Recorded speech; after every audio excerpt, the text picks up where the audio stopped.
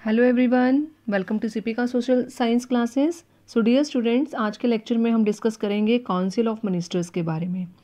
इससे प्रीवियस वाले लेक्चर में हमने एग्जीक्यूटिव का फर्स्ट पार्ट कवर किया था, that is about prime minister, जिसमें हमने प्राइम मिनिस्टर क्या होता है, कैसे इलेक्ट होता है और उसकी पार्ट्स के बारे में पढ़ा था। तो अब हम स्टार्ट करते हैं, ये हमारा एग्जीक्यूटिव का दूसरा पार्ट है, that is about council of ministers. अब क्वेश्चन अराइज होता है, काउंसिल ऑफ मिनिस्टर्स क्या होते हैं, कैसे चूज़ किए जाते हैं और उनके क्या क्या काम होते हैं और देश को चलाने में इनका क्या रोल होता है। तो स्टार्ट करते हैं आज का लेक्चर। स्टार्ट है, president appoints council of minister on the advice of the prime minister. अब आप देखिए, प्रेसिडेंट अपॉइंट करता है किनको, काउंसिल ऑफ मिनिस्टर को। अब काउंसिल ऑफ मिनिस्टर क्या होते हैं, they are the top level of leaders, means जो डिफरेंट अलग अलग डिपार्टमेंट्स जो होते हैं हमारी कंट्री के, उनके इंचार्ज होते हैं, उनको हम बोलते हैं काउंसिल ऑफ मिनिस्टर्स। ठीक है। अब काउंसिल ऑफ मिनिस्टर्स को कौन अपॉइंट करता है, प्रेसिडेंट अपॉइंट करता है। देखो यहाँ पर इलेक्ट वर्ड नहीं मैंने यूज़ किया, इलेक्शन प्रेसिडेंट नहीं करता, उनका अपॉइंटमेंट करता है। अपॉइंटमेंट मतलब उनको सिर्फ इलेक्ट किए होते हैं, उनको चुना जाता है, मतलब उनको अपॉइंट किया जाता है। तो president appoints council of minister. अब किसको अपॉइंट करेगा, on the advice of the prime minister, कि प्राइम मिनिस्टर जो एडवाइस करेगा उसको काउंसिल ऑफ मिनिस्टर चुना जाएगा। और किसके द्वारा चुना जाएगा, प्रेसिडेंट के द्वारा। तो देखो यहाँ मैंने 3 वर्ड्स जो हैं उनको अंडरलाइन किया है कि प्रेसिडेंट, काउंसिल ऑफ मिनिस्टर और prime minister. Means prime minister के एडवाइस पर किनको चुना जाता है, काउंसिल ऑफ मिनिस्टर को। कौन अपॉइंट करता है, प्रेसिडेंट अपॉइंट करता है। President appoints council of minister on the advice of the prime minister. तो अब ये क्वेश्चन अराइज होता है कि ये जो काउंसिल ऑफ मिनिस्टर हैं ये कहाँ से आए हैं, कहाँ से चूज़ किए जाते हैं, क्योंकि अपॉइंटमेंट तो प्रेसिडेंट ने कर दी है, पर कहाँ से आए हैं ये काउंसिल ऑफ मिनिस्टर्स। तो देखते हैं, जो काउंसिल ऑफ मिनिस्टर हैं या तो होंगे फ्रॉम हिज ओन पार्टी और फ्रॉम द कोलिजन पार्टी। अब कोलिजन पार्टी से होगा या वो उसकी पार्टी से होगा। मैंने बताया था, जब एक प्राइम मिनिस्टर है मेजोरिटी से जीतता है, जैसे 545 मेंबर्स से 543 हैं, जिसमें से अगर उनको 272 से ज़्यादा सीट्स मिल जाती हैं तो वो पार्टी मेजोरिटी पार्टी बन जाती है। अगर तो मेजोरिटी पार्टी का लीडर बनता है तो वो अपनी पार्टी से सारे के सारे जो कैबिनेट मेंबर्स हैं, काउंसिल ऑफ मिनिस्टर्स हैं, इनको चूज़ कर लेता है। अगर उसको मेजोरिटी नहीं मिली है तो वो कोलिजन के साथ वर्क करेगा, मतलब किसी 2 या 3 पार्टीज मिलकर सरकार चलाएंगी। अब दो या 3 पार्टीज अगर मिलकर सरकार चला रही है तो उन 2 या 3 पार्टीज में से काउंसिल ऑफ मिनिस्टर चूज़ किए जाएंगे। ठीक है। तो जो काउंसिल ऑफ मिनिस्टर होंगे या उसकी खुद की पार्टी के होंगे, या अगर उसने किसी के साथ मिलकर सरकार बनाई है तो वो उस पार्टी में से भी होंगे। ठीक है। तो अब है कि आपको समझ आ गया कि कहाँ से चूज़ किए जाते हैं, फ्रॉम हिज ओन पार्टी और from the collision party. Appointed council of minister. अब जो मिनिस्टर्स अपॉइंट हो गए हैं वो कहाँ से होंगे, अब जो मिनिस्टर अपॉइंट हुए हैं वो या तो मेंबर ऑफ पार्लियामेंट होंगे। मेंबर ऑफ पार्लियामेंट मतलब वही 545 जो मेंबर्स हैं जिनको चूज़ किया गया, एमपी बनाया गया है। बताया था ना, डिफरेंट कॉन्स्टिट्यूएंसी से एक एक लीडर जब चुना जाता है, एक एक लीडर जो जीतता है वो क्या बन जाता है, मेंबर ऑफ पार्लियामेंट बन जाता है। स्टूडेंट्स, अगर आप चाहते हैं आपको ये चीज़ें क्लियर हो तो आपको प्रीवियस वाली वीडियोस ध्यान से सुननी पड़ेंगी, नहीं तो आपको प्रॉब्लम आएगी कि कॉन्स्टिट्यूएंसीज कौन सी होती है, मेंबर ऑफ पार्लियामेंट क्या होते हैं। तो प्रीवियस वीडियो में मैंने बहुत अच्छे तरीके से इसके बारे में डिस्कस किया हुआ है, तो पहले आप प्रीवियस वीडियो देखना, उसके बाद ये टॉपिक कवर करना। तो मेंबर ऑफ पार्लियामेंट है, अगर मेंबर ऑफ पार्लियामेंट में से चुने जाएंगे वहाँ से भी हो सकता है। मेंबर ऑफ पार्लियामेंट में किसके मेंबर्स होंगे, लोकसभा के या राज्यसभा के। और a person who is not a member of parliament, और ये भी हो सकता है कि वो पर्सन मेंबर ऑफ पार्लियामेंट ना भी हो। जैसे प्राइम मिनिस्टर हैं, हमारे आपके प्राइम मिनिस्टर क्या हैं, नरेंद्र मोदी जी। अगर मेरा उससे फ्रेंडली रिलेशनशिप्स हैं, अगर मैं उनकी फ्रेंड हूँ तो वो मुझे भी काउंसिल ऑफ मिनिस्टर में चूज़ कर सकते हैं। बट चूज़ कर सकते हैं क्योंकि एजुकेशन मिनिस्टर बनाना है, डिफेंस मिनिस्टर बनाना है, मेरी उनके साथ अच्छी जानकारी है, तो मुझे चूज़ कर सकते हैं वो। तो मतलब मैं मेंबर ऑफ पार्लियामेंट तो नहीं हूँ, मैंने कहीं से इलेक्शन कंटेस्ट नहीं किए, फिर भी मुझे चांस मिल जाता है फ्रेंडशिप के बेस पर कि मैं भी काउंसिल ऑफ मिनिस्टर में लीडर चूज़ की जा सकती हूँ, मिनिस्ट्री डिपार्टमेंट की हेड बन सकती हूँ। बट उसके लिए एक शर्त है। उसके लिए क्या शर्त है, बट ही और she has to get elected in parliament within 6 months of appointment as minister. Means अगर आपको काउंसिल ऑफ मिनिस्टर में चूज़ कर लिया जाता है, आपको बोल दिया जाता है कि आप इस मिनिस्ट्री के हेड बनेंगे। तो उसमें जब आपको अपॉइंट किया गया है, उसके 6 महीने के अंदर अंदर आपको किसी भी एरिया से, किसी भी कॉन्स्टिट्यूएंसी से इलेक्शन को कंटेस्ट करना पड़ेगा और वहाँ से इलेक्ट होकर मेंबर ऑफ पार्लियामेंट बनना पड़ेगा। और ये सारा प्रोसेस होगा 6 महीने के अंदर अंदर। मीन्स अब आपको मैं बता देती हूँ, अगर आपको काउंसिल ऑफ मिनिस्टर में कोई किसी मिनिस्ट्री का हेड बनना है, या तो आपको मेंबर बनना है, मेंबर ऑफ पार्लियामेंट का मेंबर होना चाहिए। अगर आप मेंबर ऑफ पार्लियामेंट नहीं हैं तो भी आप काउंसिल ऑफ मिनिस्टर के एक मिनिस्टर बन सकते हैं, बट उसके लिए आपको 6 महीने के अंदर अंदर किसी भी कॉन्स्टिट्यूएंसीज में इलेक्शन को कंटेस्ट करना पड़ेगा और वहाँ पर एज अ लीडर आपको अपॉइंट होना पड़ेगा। तो आई होप आपको समझ आ गया होगा कि काउंसिल ऑफ मिनिस्टर क्या होते हैं, उनको कौन अपॉइंट करता है। उनको अपॉइंट कौन करता है? प्रेसिडेंट करता है। किसके एडवाइस से? प्राइम मिनिस्टर के एडवाइस से। और वो जो मेंबर्स हैं काउंसिल ऑफ मिनिस्टर जो हैं, वो उसकी खुद की पार्टी के भी हो सकते हैं और कोलिशन पार्टी के भी हो सकते हैं। और ये जो अपॉइंटमेंट हुई है, ये मेंबर ऑफ पार्लियामेंट का मेंबर भी हो सकता है, और अगर नहीं होगा मेंबर ऑफ पार्लियामेंट का तो उसको 6 महीने के अंदर किसी ना किसी कॉन्स्टिट्यूएंसीज में इलेक्शन कंटेस्ट करके वहाँ से जीत के अपने आप को मेंबर ऑफ पार्लियामेंट बनाना पड़ेगा, तभी वो काउंसिल ऑफ मिनिस्टर का मेंबर बन सकता है। आई होप आपको यहाँ तक क्लियर हो गया होगा। अब देखते हैं नेक्स्ट है हमारा काउंसिल ऑफ मिनिस्टर में कौन कौन से मिनिस्टर्स होते हैं, किस रैंक के मिनिस्टर्स होते हैं, वो हम डिस्कस करते हैं। अब काउंसिल ऑफ मिनिस्टर्स में एट लीस्ट आपके 60 to 80 मेंबर्स होते हैं, ठीक है, जिनके डिफरेंट रैंक्स होते हैं। डिफरेंट रैंक के अकॉर्डिंग कितने मेंबर्स होते हैं? 60 to 80 मेंबर्स होते हैं। अब रैंकिंग आप पूछेंगे क्या है? रैंकिंग है नंबर वन रैंक के, नंबर 2 रैंक के और नंबर 3 रैंक के। फर्स्ट रैंक के मिनिस्टर कौन से होते हैं? Cabinet minister. सेकेंड रैंक के कौन से होते हैं? Minister of state with independent charge. Third rank के कौन से मिनिस्टर्स होते हैं? Ministers of state. तो ये इसके अंदर अलग अलग रैंक के अकॉर्डिंग 60 to 80 मेंबर्स होते हैं। और ये जो काउंसिल ऑफ मिनिस्टर्स होते हैं, ये कलेक्टिव रिस्पॉन्सिबल होते हैं अपने डिसीजन के लिए। मतलब सारे मिनिस्टर मिलकर जो अपना डिसीजन लेते हैं उसके लिए कलेक्टिव रिस्पॉन्सिबल है, ठीक है। अब हम डिस्कस करते हैं अपना फर्स्ट रैंक का। फर्स्ट रैंक का मिनिस्टर जो है हमारे, वो कौन से हैं? Cabinet ministers.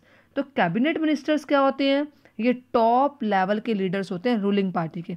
अब टॉप लेवल के लीडर्स मतलब ये हाईएस्ट रैंक पर होते हैं, मतलब जो मेजर मिनिस्ट्री के इंचार्ज होते हैं। मिनिस्टर कौन कौन सी हो गई? जैसे डिफेंस हो गया, रेलवे, फॉरेन अफेयर्स हो गया, होम मिनिस्ट्री होगी, ये टॉप लेवल की मिनिस्ट्री के इंचार्ज होते हैं। तो इसलिए हम इनको बोलते हैं टॉप लेवल के लीडर्स। और ये कहाँ से चुने जाते हैं? रूलिंग पार्टी में से। मैंने भी पीछे बताया ना, रूलिंग पार्टी और कोलिशन पार्टी में से जो मेंबर ऑफ पार्लियामेंट होते हैं उनमें से ये चूज़ किए जाते हैं। और अगर नहीं मेंबर ऑफ पार्लियामेंट होता है तो उस पर्सन को 6 मंथ्स के अंदर अपने आप को मेंबर ऑफ पार्लियामेंट चूज़ करवाना पड़ता है। तो टॉप लेवल के लीडर्स हैं, मेजर मिनिस्ट्री के इंचार्ज हैं, और ये inner ring of council of ministers, मतलब सबसे पहले वाली रिंग है ये काउंसिल ऑफ मिनिस्टर की। और इसके अंदर कितने मेंबर्स आते हैं? इसके अंदर आते हैं 20 मेंबर्स आते हैं। तो मैंने मेजर मिनिस्ट्री आपको बता दी है। डिफेंस मिनिस्ट्री हो गई, railway ministry, foreign affairs ministry, agriculture department के हेड हो गई, या होम मिनिस्ट्री हो गई। तो ये मेजर मिनिस्ट्रीज़ के क्या होते हैं? हेड होते हैं। तो स्टूडेंट, आपसे मैं क्वेश्चन अराइज करूंगी, आप मुझे बताएंगे हमारे इंडिया का इस टाइम पर डिफेंस मिनिस्टर कौन है और एजुकेशन मिनिस्टर कौन है। ये आप इसका आंसर मुझे मेरे कमेंट सेक्शन में देंगे। ओके स्टूडेंट्स, अब आपका कैबिनेट मिनिस्टर्स तो हो चुका है। अब चलते हैं अपनी सेकेंड रैंक के। कौन से सेकेंड रैंक के? Minister of states with independent charge. अब देखिए नाम से पता चल रहा है ये मिनिस्टर्स कहाँ के होते हैं? स्टेट्स के होते हैं, और इंडिपेंडेंट चार्ज होता है इनका। अब ये होते हैं स्मॉल मिनिस्ट्री के इंचार्ज। वो थे हायर मिनिस्ट्री के, टॉप लेवल के मिनिस्ट्री के इंचार्ज थे, ये होते हैं स्मॉलर। क्योंकि मैंने यहाँ पर स्टेट लिखा है, वो पूरे सेंटर लेवल पर डिसीजन लेते हैं, पूरी कंट्री के अकॉर्डिंग डिसीजन लेते हैं। और ये किसके अकॉर्डिंग डिसीजन लेते हैं? ओनली स्टेट के अकॉर्डिंग डिसीजन लेते हैं। तो ये कौन सी मिनिस्ट्री हो जाएगी? स्मॉलर मिनिस्ट्री हो जाएगी। और participate in the cabinet meeting. अभी हमने कैबिनेट मेंबर्स कैबिनेट किए हैं हमने, कि जो कैबिनेट मिनिस्टर्स होते हैं उनकी मीटिंग्स में पार्टिसिपेट तो करते हैं। ये तब पार्टिसिपेट करते हैं जब इनको कैबिनेट मिनिस्टर्स इन्वाइट करते हैं। अदरवाइज ये ऐसे पार्टिसिपेट नहीं करते। ये सिर्फ अपने स्टेट की प्रॉब्लम को हैंडल करते हैं, अपने स्टेट्स के में जो इनको जो डिपार्टमेंट दिया हुआ है उसके अकॉर्डिंग ये वर्क करते हैं। और सेंट्रल लेवल वाले जब इनको बुलाते हैं, मतलब कैबिनेट मिनिस्टर जब अपनी मीटिंग्स में इनको बुलाते हैं तब ये जाते हैं। ओके, अब है थर्ड वाला हमारा मिनिस्टर्स ऑफ स्टेट्स। अब मिनिस्टर्स ऑफ स्टेट और कैबिनेट मिनिस्टर्स, इन दोनों के काम साथ साथ चलते हैं, मतलब ये दोनों एक दूसरे से ज्वाइंट हैं। अब बताती हूँ कैसे ज्वाइंट है। अब कैबिनेट मिनिस्टर्स जो होते हैं वो पूरे कंट्री के लेवल पर डिसीजन लेते हैं, और जब उन्हें लगता है कैबिनेट मिनिस्टर को हमने कोई काम करवाना है या हमने कोई चलेगा हमारे अंडर ही सारा काम, बट हमने इस काम को कौन से मिनिस्टर्स को सौंपना है ताकि हमारा काम इजीली हो जाए, तो वो देते हैं मिनिस्टर्स ऑफ स्टेट को। They are attached to and required to assist cabinet minister. ये कैबिनेट मिनिस्टर्स को क्या करते हैं, असिस्ट करते हैं कि आप इस काम को ऐसे करवा लीजिए, या आपने जो काम दिया है उसके इस डिपार्टमेंट को हम काम करवा के आपको दे देंगे। ठीक है, और तो ये इसलिए इसको बोलते हैं मिनिस्टर ऑफ स्टेट्स, जो किनकी हेल्प करते हैं, कैबिनेट मिनिस्टर्स की हेल्प करते हैं, उनके काम को अच्छी तरह से करने में उनकी ये हेल्प करते हैं। अब स्टूडेंट्स, ये हमारे तीनों रिंग के मिनिस्टर्स हो चुके। कैबिनेट मिनिस्टर हमने पढ़ लिया, minister of states with independent charge कर लिया, और मिनिस्टर्स ऑफ स्टेट्स के बारे में पढ़ लिया। अब देखते हैं, थोड़ा सा ओवरव्यू लेके चलते हैं कि जो हमारी जो गवर्नमेंट है वो पार्लियामेंट्री गवर्नमेंट है, पार्लियामेंट्री डेमोक्रेसी चलती है, क्योंकि जो भी डिसीजन लिया जाता है वो पार्लियामेंट में जब मेजोरिटी में जब किसी डिसीजन के लिए रजामंदी होते हैं, लोग रजामंद होते हैं, तो ही वो डिसीजन एप्लीकेबल होता है, तो पार्लियामेंट्री डेमोक्रेसी। अब पार्लियामेंट्री डेमोक्रेसी को हम कैबिनेट फॉर्म ऑफ गवर्नमेंट क्यों बोलते हैं, वाई? अब आपके मन में क्वेश्चन आएगा कि कैबिनेट फॉर्म ऑफ हमने गवर्नमेंट क्यों बोला है। अब कैबिनेट मिनिस्टर्स जो होते हैं, कैबिनेट मिनिस्टर जो होते हैं, वो इंपॉर्टेंट मिनिस्ट्रीज को हैंडल करते हैं।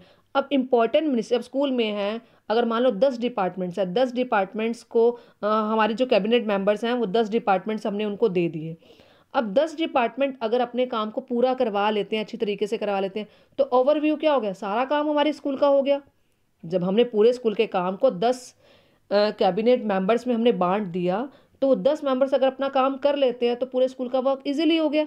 ऐसे ही अगर हम सारा का सारा काम कैबिनेट मेंबर्स को देते हैं, कैबिनेट मिनिस्टर्स को देते हैं, क्योंकि because cabinet minister take major decision in their ministry, वही सारे डिसीजन लेते हैं। अब सारी कंट्री का काम हमने सारे डिपार्टमेंट्स जो हैं, मेजर डिपार्टमेंट्स जो हैं, हमने डिफरेंट डिफरेंट कैबिनेट मिनिस्टर को दे दिए। अगर वो सारे कैबिनेट मिनिस्टर अपना काम कराते तो पूरी कंट्री का काम हो गया। तो इसलिए हम, जब हमारी पूरी कंट्री का काम हो गया तो उसको हम क्या बोल सकते हैं, पूरे पार्लियामेंट में जो काम होना था वो सारा काम हो गया। तो इसलिए पार्लियामेंट्री डेमोक्रेसी को हम कैबिनेट फॉर्म ऑफ गवर्नमेंट भी बोलते हैं।